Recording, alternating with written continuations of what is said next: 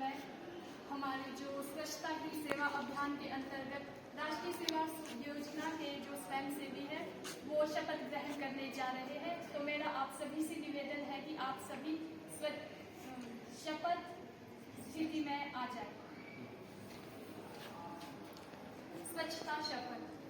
महात्मा गांधी ने जिस भारत का